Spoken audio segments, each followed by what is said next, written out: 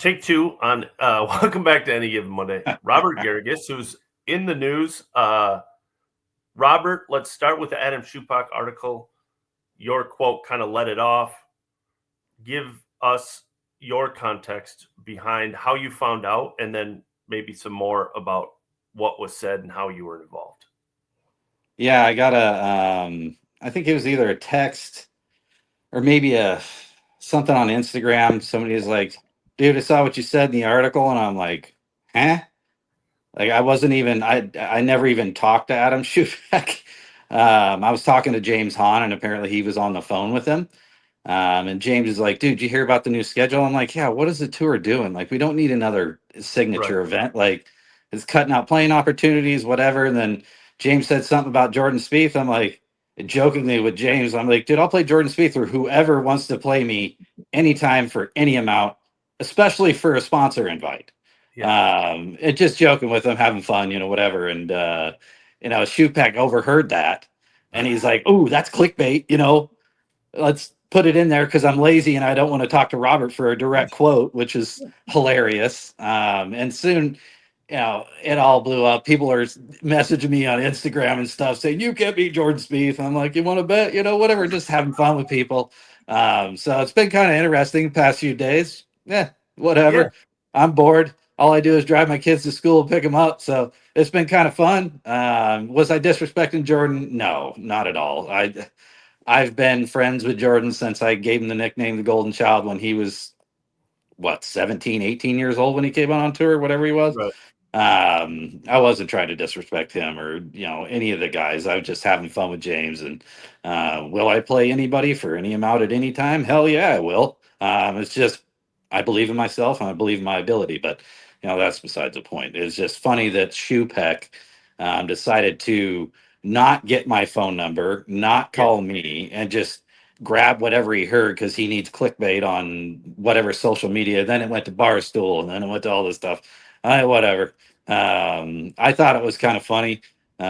People on the internet say whatever they want to say, Right. but there's a couple people that backed me up that actually mattered. So, but the main point is there should not be sponsor invites for the elevated events. And I think Jordan finished 53rd or 50, Yep. whatever it was. Should he not be in the elevated events because he finished a half a point or 3 points out of the elevated events? He should be in. The top Yeah. 70 should be in, and there should be 8 that are allowed to get in through that year's points. Like, that's my opinion, but it was just crazy how it all happened. I was like, whoa. And my fiance is on Twitter. She's like, you're getting tore apart. I'm like, that's awesome. uh, I mean, I think the takeaway, I know, like, we've had a friendly relationship for a while, Robert. You believe you can beat Jordan Spieth, and that's what pro golfers believe, right? Like Mark Yeah, Baldwin, who's never played on the PGA Tour, would believe that he can beat Jordan 100%. Spieth. If I you're wouldn't have if you're played teeing it 15 up, years on tour if I yeah, didn't believe that I could beat Tiger Woods because that's who I was playing against. And I right, did beat him several times. yeah. So I'm going to say that. Like, it's like, oh, I don't know if I can do that and be, whatever. That's just silly. And I assume your takeaway is, like, back to your point of signature events, is like that, like, if this is the top of the top, Ricky basically kept his card, almost got to the tour championship based solely on 6 exemptions into an event he didn't Yeah. qualify for. Like, you cannot, and with another elevated event, you really have to basically shit the bed to not keep your card. Like, Yeah. We've talked about that a lot. yeah, If you're in every major, every signature event, the players, you're going to have to make 5 cuts. And then, there is somebody that did that this year, was in all the majors and was in this, and they're going to have to go to the fall series and get their card back. But you really have to play bad.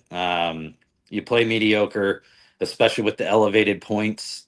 I've been talking a lot with Jason Gore and all the veterans, and it's not a good system for the guys that are coming up, and the guys that are below the 50 or below the 70.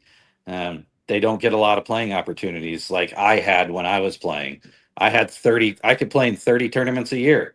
And I did the first 5 years of my career, until I realized that that wasn't a good model for playing well because you just get tired. But having all this the way it is now, it's really isolating the top guys, and it's really annoying because there's so many good players and there's so many people that can play that are fractions off of those top guys, Yeah. and they need the opportunities as well. Yeah.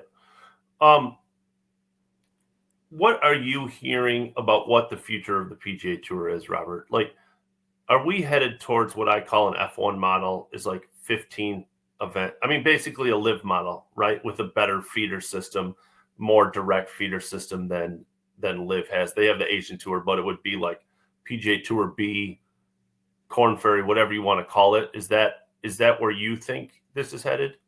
From what I've heard from the guys at the top that are making the decisions, or at least trying to influence the decisions of the new commissioner and CEO, and I haven't had a chance to speak with him.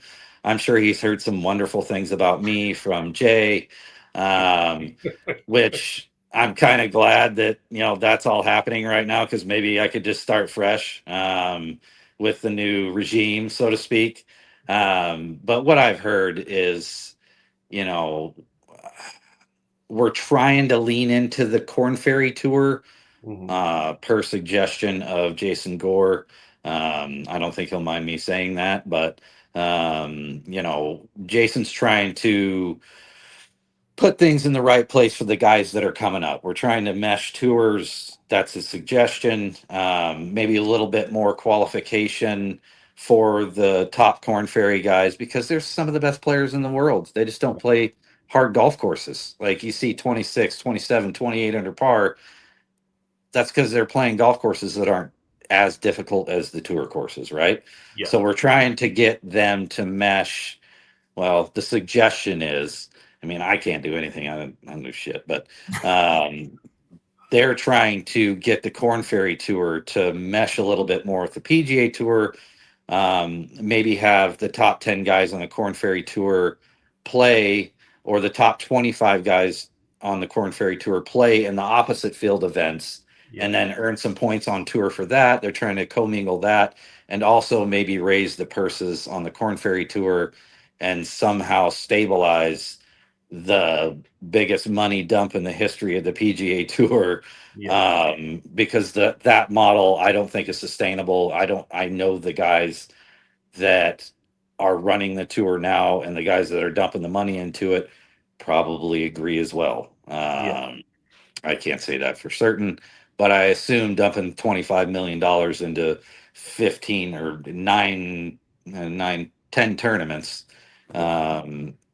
isn't very good idea, and it's not going to be sustainable because it's just an insane amount of money.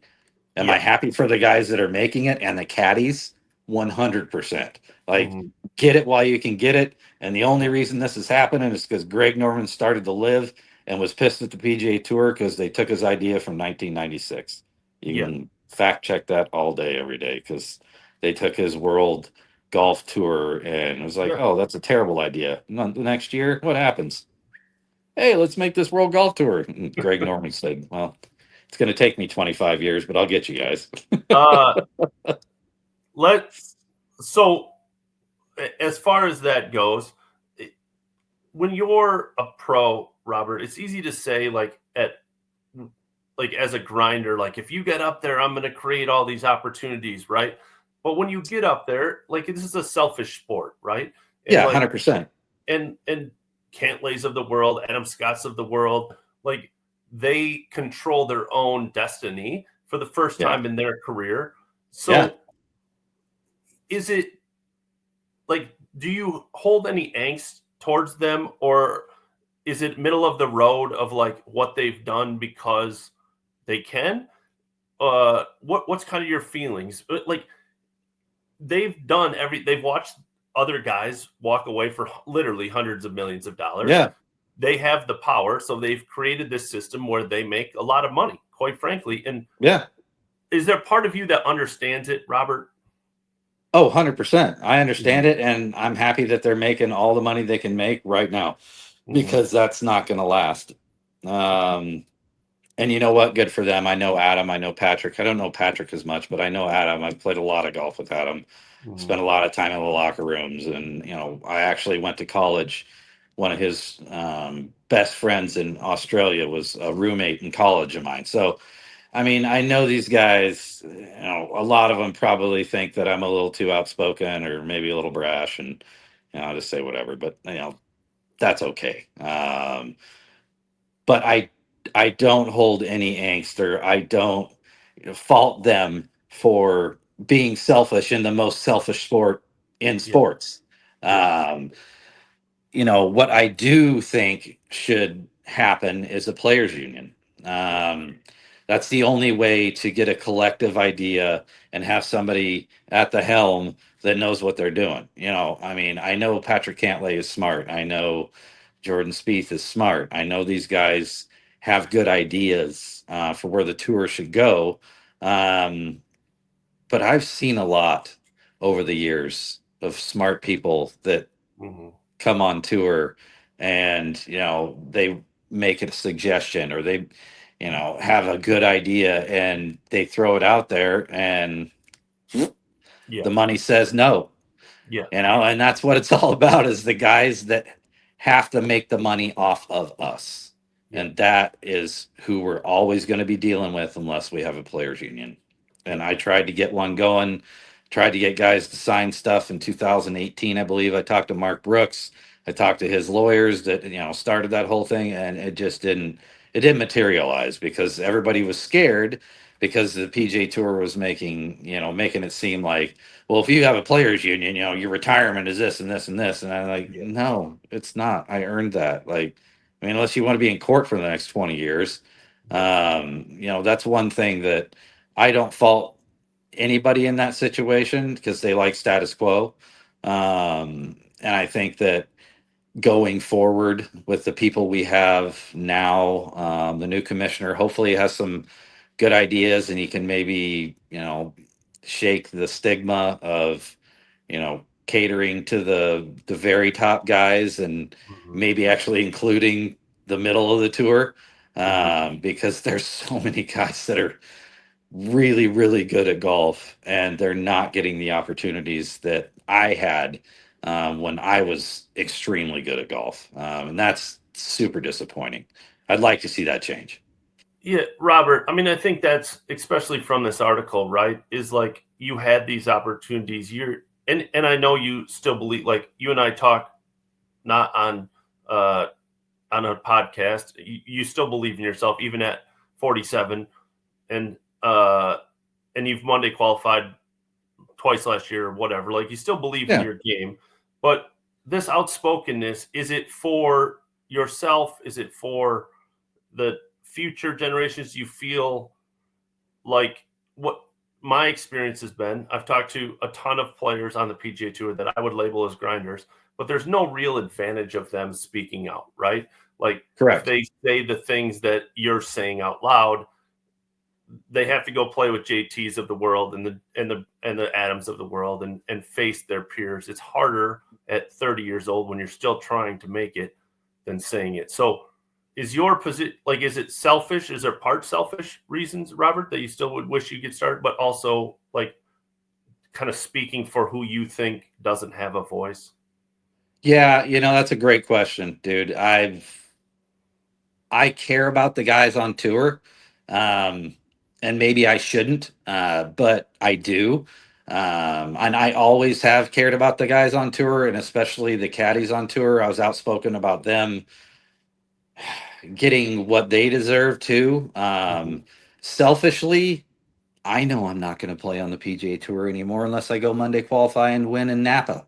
And I Yeah. still, in my head, think I can do that, right? Mm-hmm. Um, but I am going to play on the Corn Ferry Tour next year because Mm-hmm. I have my 48-49 exemption. Um, and none of this is for me. I don't, I'm not that type of person to be like, oh, I'm trying to get clicks, or I'm trying, I want the guys in my position when I was coming up to have the same opportunities, Mm-hmm. because the guys that had the opportunities when they were older to play golf from 45 to 50, that's gone now. So, and that got taken away from me because of the changes. And it also changed the middle part of the tour, not just mine. The past champions veteran category. I played 10 to 15 events every year because I was still playing fairly well, right? And the Corn Ferry guys aren't even playing that much. And that's insane. That's just insane behavior. So it's definitely for the guys that really can't speak out because they're terrified and or maybe don't know what to say and they have to play against these guys. I don't care. Like, I'll say whatever. I'll go up to Jordan the next time I see him on the driving range and ask him if he wants to tee it up. Let's go. Like, I don't care. And I think he'll have a laugh. And if he knows I wasn't trying to disrespect him or anything like that. The dude has won three majors. I don't know. 100 freaking golf tournaments, whatever. I mean, his pedigree is there, and if he gets a sponsor invite, good for him. I was on the range with him in Palm Springs, and we were talking about it. And he asked for one at Bay Hill, and he didn't get it. I'm like, well, what's the tour's motto? Play better, right? And if that's the motto, play better, then make it so. Not let's have 5, 6, 7 sponsor invites to an elevated event and let guys in that actually didn't earn it, but they have to change the qualifications for that. It shouldn't be 50, it should be 70. I think, Robert, you and I are on the same page in this. And again, we've talked. It's like, I have no problem with Ricky taking advantage of exemptions he got. If you got called for 6 exemptions, you're taking them. Like any player's taking them. It's the system that's broken. Correct. I mean, that's like, back to, I think everyone agrees with this except for maybe the sponsors and the PGA Tour. Yeah. And the players getting them is there should be no exemptions to signature events. I mean, it's already a limited field. You would let more members in that are qualified. I mean, I assume that's your issue. It's not with Jordan or Ricky. It's with the fact that they're able to get these at all. Yeah, the fact that the 50th guy and the 51st guy, there's such a disparity there. And it was one shot all year, and you're penalizing that 51st guy for missing a putt in the middle. I mean, just it's batshit, the system. And I don't think that's fair to the guys that finish between 50 and 70. Because they cut everything. They cut the cards to 100. They cut the FedEx Cup to 70. Like, I played at 125 forever and ever. And granted, I'm ancient in golf years, but I had opportunities every year. I knew the number. It was 125. If you got into the playoffs, you got this, you got X, you got Y. And it's really, really unfortunate to see him slicing everything in half, more than half. And I'd like to see that change. Does my opinion matter to the PGA Tour? Absolutely not. I think, and while we're on this subject of sponsor exemptions, I just said this, and again, Robert and I have had a lot of conversations privately, so I'm not sharing anything that we haven't talked about a lot. But like, the biggest issue with these exemptions and giving them to guys like Ricky is that the PGA Tour has done a very poor job of marketing their new players. Therefore, they have to give Ricky an exemption because he is a name brand that brings it in, instead of, let's say, Johnny Kiefer, who is going to be like, have multiple people have played with and are like, this is the best player I've ever played with, right? Yeah. It's like, why are we, I'm not saying all of them, just like, that's an example. Yeah. And to the casual golf fan, no one has any idea who Johnny Kiefer is.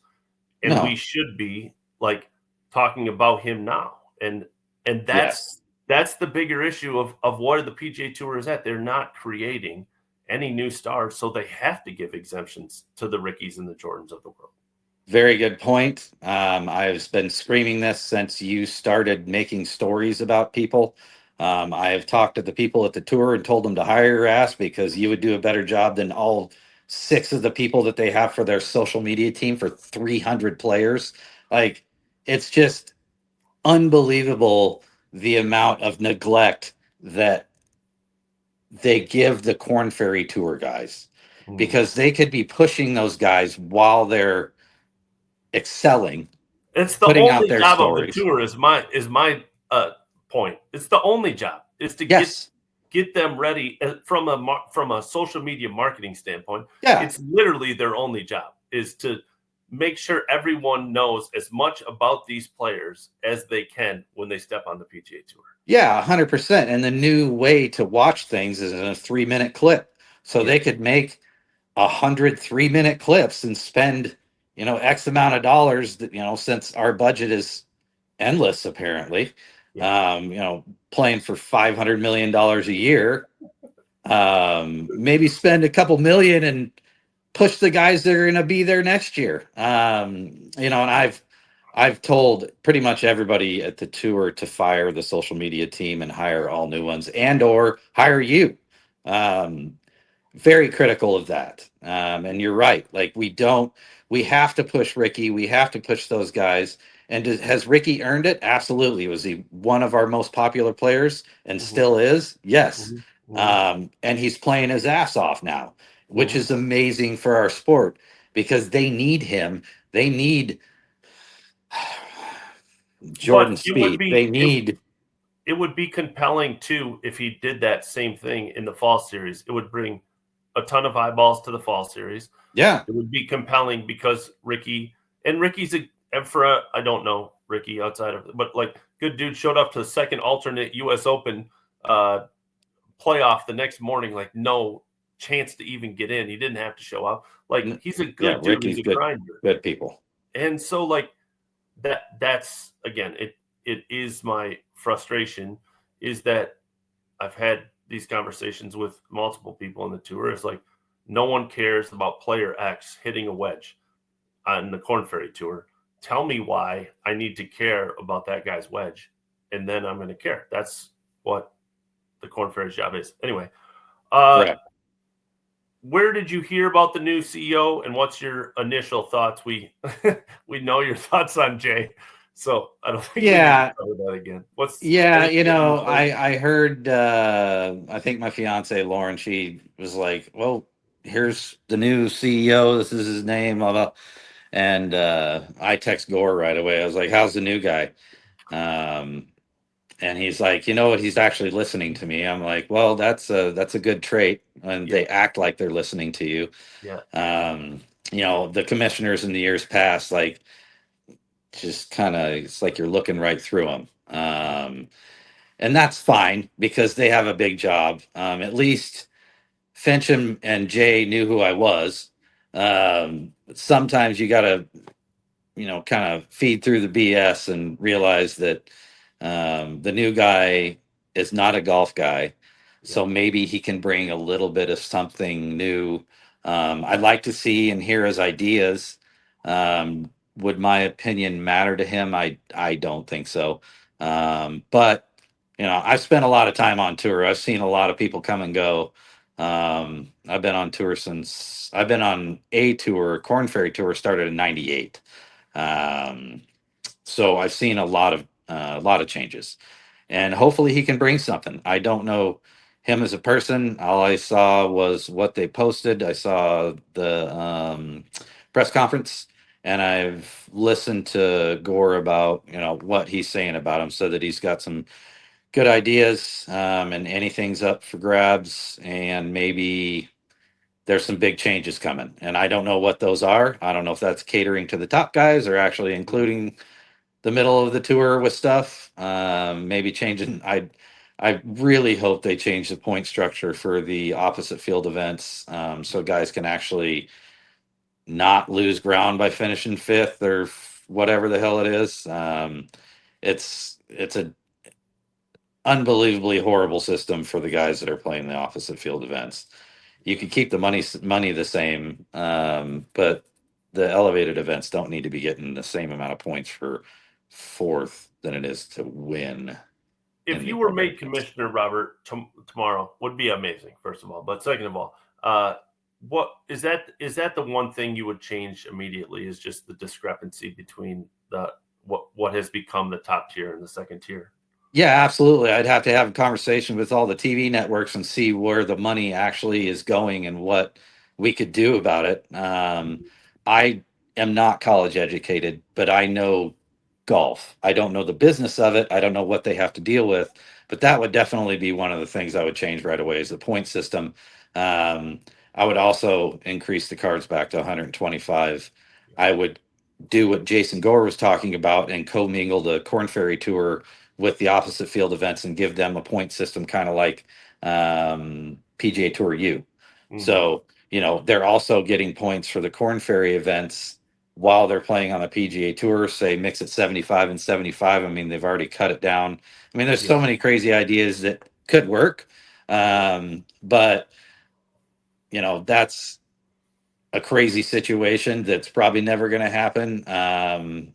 But I would like to think that the new guy would listen to Jason, would listen to the people that are giving him the advice about it, and maybe, kind of cut the lottery ticket for being in the top 50. Like that's maybe, and there's 70 guys that could win the FedEx Cup, and there's honestly about 150 of them that could win the FedEx Cup. Right. I mean, there's so many good players now, and it's interesting. It's going to be interesting to see what happens. Is the Champions Tour going to be there for you, Robert, in 3 years?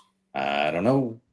That'd be nice. If Mr. Eldrick Woods would just gonna hop on a cart and go out there and start playing some golf, that'd be awesome. Yeah. Okay. Come on, Tiger. Yeah. That's it, right? Like Tiger can literally 100%. save the tour. Yeah. I might be playing for more money than the tour is if Tiger gets out on the Corn Ferry Tour or gets out on the Champions Tour.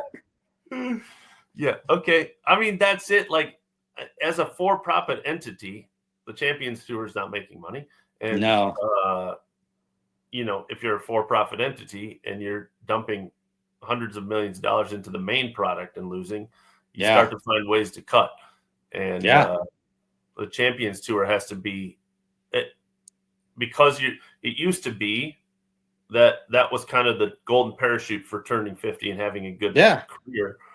Because there's so much money in the beginning of pro golf now, that's not needed as much. So guys don't play as much, and the Champions Tour has gone down. So I assume what we all think, you think what we all think. If Tiger plays, obviously they're keeping it. Yeah, and I really hope he does. And if he doesn't, I don't know what it's going to look like in the future. I really, really hoping that I get to play on the Champions Tour. Still got a lot of life left. I'm probably in the best shape of my life, just waiting. And I'm going to get to, play a little bit of golf the next couple of years, which is good. I'll probably try to play 10 events a year. I don't want to take too many starts away from the kids, but I need something to play in. And the guys in my position in years past got to play on the PGA Tour all the way up until they were 50 because they had the opposite field events with the different structure, and now all that's changed. So, but the Champions Tour is actually in pretty good shape competition wise. They still got Ernie, they got Alker lighting it up. Bernhard Longer's kind of seen the end of his rope, which is absolutely probably one of the most amazing accomplishments in the history of golf, and nobody really gets to talk about it. But Tiger's records and all that stuff, that was incredible. The second most incredible thing that's ever happened in golf is Bernhard Longer on the Champions Tour. It's pretty unreal. Yeah, out of control. Like when I'm 60, I'm going to be in a cabin somewhere, like hanging out with my dog every day. Like that's just, there's no chance I'm playing golf at 66. So I'm looking forward to this next few years to see where my future lies, and the future of the PGA Tour. It'd be really nice for there to be some changes and them firing their social media team and actually hiring people who know what they're doing. That'd be really nice. All right, Robert. I appreciate the time. Let's just as a final, let's clear up the fact that you will play Jordan Spieth if he wants to play for any amount of money. 100, yeah. But it was said in jest as like messing with. like I wasn't knocking Jordan Like Spieth no or tournament, you don't expect any tournament to call you and go, you're not mad that Jordan's getting him and you're not. no, Okay. no, absolutely not. Why would they want me there? Just so I can cock off and say something that's going to get me in trouble. Probably. Probably. Do you think you And could it get might one more? be good for something. I might bring a couple potheads out there, like, oh, that dude used to smoke weed. I'm gonna go watch that guy. All right, let's. I do want to cover Live. You were the original guy that was going to Live. The literally number one. Yeah, Uh, sure. and it got leaked for whatever reasons. However, and there was enough pressure that it was like, well, yeah, right. Leaked. What are your feelings now, this far, 4 years removed from that, Robert? Do you wish you were playing on Live? Oh, yeah. I just wish I was playing anywhere at that. Yeah, At that point, I wanted to play in one tournament. I wanted to see what it was all about. I sent my release in after talking to a tour player on the driving range saying that he sent one in 2 days before me. And then all of a sudden, oh, Robert Garrigus is the first guy to publicly do that. I'm like, okay, there's two people that knew that, and I have an idea who sent it to the media. So I really wish I would have played Live just to go see what it was all about. Yeah, the money would have been great. I could have had a chance to win $3.6 million and play against some of the best players in the world. That would have been amazing. But I've seen the Live product. I've seen what the tour has done to match that, and say that we're doing this because of this, but it's actually because of that kind of thing. yeah, I think that them not getting world ranking points is insane, because the PGA Tour and everybody's kind of monopolized that whole system. There's a lot that could be done to make sure that Live gets world ranking points, and they should be getting world ranking points because it's one of the best tours in the world, just like the PGA Tour, the DP World Tour, the Asian Tour. Anytime you got your name on your bag, you should be getting some kind of points at yeah, some level, right? Even the Corn Ferry guys are getting, world ranking points. You put the top 25 guys in the Corn Ferry Tour against the Live guys, make it a match. You could commingle all three tours and have fun with it. Like, yeah, it could be a big thing. And I don't get what they're doing. They're trying to close the loop. And would I have loved to play Live? Oh, yeah, absolutely. Do I care where the money's coming from? Absolutely not. There's so many hypocritical statements about, being on this tour and being on that tour and where's the money coming from. Well, nobody really knows where their checks are getting cut yeah. from, and who sponsors who and who gives money to who. So it's interesting, that I was the first guy, because it wasn't. There's about 11 guys that put their Was yours the release only? in. Yours was, besides guys who left. Was yours the only name that was leaked, Yep. Robert? I don't remember. I remember you like being the quote unquote first, but I Yeah. don't remember. Yeah. Yeah, there weren't any, but it wasn't anybody else. That's fine. You can stick a thumb on me if you want. I don't care. I had a talk with Jay about that outside in New Orleans. I said, you need to fly here tomorrow and we need to have a conversation. Swore up and down that, nobody did this or nobody did that. Well, I didn't tell anybody but the tour and my agent wouldn't do that. So, that's whatever. That's the past. I voiced my opinion, very loudly on the porch in New Orleans after I got a sponsor invite. Me and Tommy Gainey got sponsor invites that week, and then all of a sudden, I'm the first guy that Oh, wants to what go a to team! Live. What a team! So, yeah, thanks, Zurich. I mean, Might have to bring that team back this year. The I would love it, Zurich's man. going to have no one. No one. Bring the noise. I might get in on my number. Like, I know. It's so true. You might and actually get a I'm start. literally in the graveyard of numbers at this point. Yeah, they might be So, looking for anyone breathing.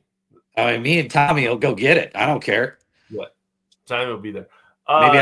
Maybe I could pair up with Spieth.